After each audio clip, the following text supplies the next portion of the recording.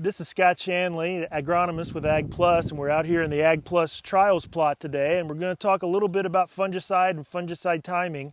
What I do want to say is what you just witnessed there on the opening video was our high clearance rig, our Hagee, out the last 2 to 3 weeks making some high clearance fungicide applications of Veltima to some V10 to V16 corn pre-tassel.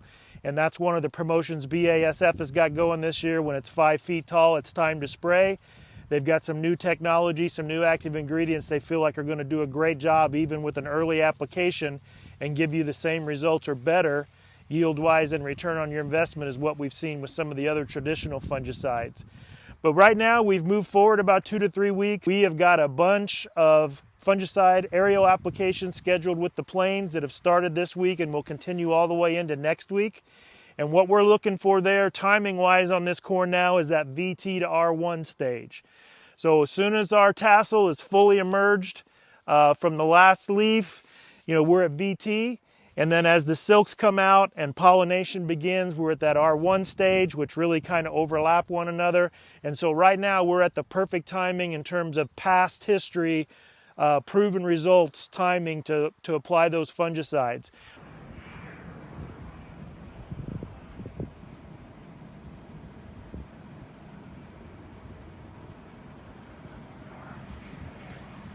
One last thing I want to mention is we've had a lot of Japanese beetles and adult corn rootworm beetles that emerge in the last week to 2 weeks.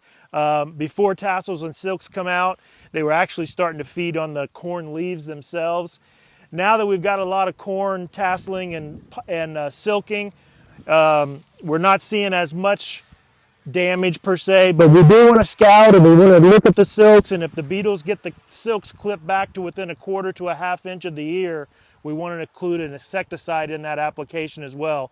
So get with your Ag Plus salesperson in the next couple of days. Timing should be really great this next 10 days or so for an aerial application to corn. And then I'm going to talk to you just a minute about the beans as well. Okay, I want to discuss soybeans a little bit because again, it's July 23rd and we're right at that beginning of the window for really good timing for fungicides, foliar micronutrients, and insecticides on soybeans. We want to target that R3 stage of development.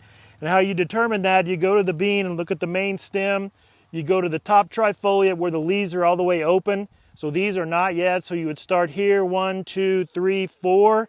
And when you get down to this 4th node or above, if you've got some new pods starting to form that are 1/4 to 3/8 inch long, then you're at that R3 stage. And that is a perfect window for all the things that we just mentioned.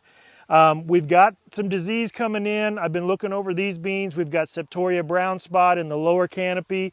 I did start to find the beginning of downy mildew in some of the upper canopy, which doesn't surprise me. It likes pretty warm, hot, humid conditions, which we've got. And then also there's frog eye reported in our area and some other things that we need to be looking at. But we've had great luck and great success by putting on preventative applications of fungicide, insecticides, and then we've always seen some benefit from some micros, some manganese, and that type of thing this time of the year. Also, don't forget about insects. Again, we've got the Japanese beetles hitting things pretty hard. When you start seeing this, and as it gets more worse than that, think about putting that insecticide in. I'm standing right here and I can see 2 grasshoppers, a bean leaf beetle, and about 6 Japanese beetles all in just this small area right here. And they're going to be alive a while and doing quite a bit of feeding. So we've generally speaking seen some good synergy between fungicide and insecticide combinations. So consider that as well. But again, get with your salesman. We started spraying several thousand acres this week, and we've got many, many more acres scheduled for next week. So beans are looking good. Get yours added to the list, and let's keep them healthy and give them a strong finish for the rest of the year.